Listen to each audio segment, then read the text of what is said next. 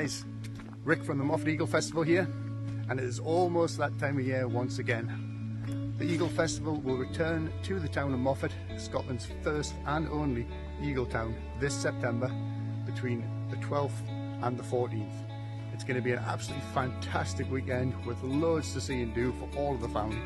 All of the usual activities are returning, and there'll even be some new surprises amongst those.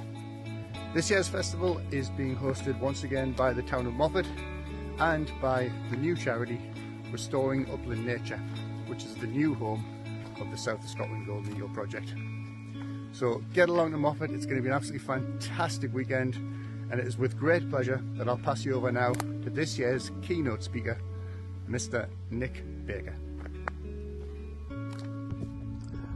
Hi there, it's Nick Baker here. Just to remind you that the Moffat Golden Eagle Festival runs between 12th and the 14th of September. It's a weekend full of all sorts of activities for the family. There'll be speakers, and it's just a celebration of everything wonderful about our uplands. I'm even giving a talk on the Saturday the 13th. So hopefully we'll see you there.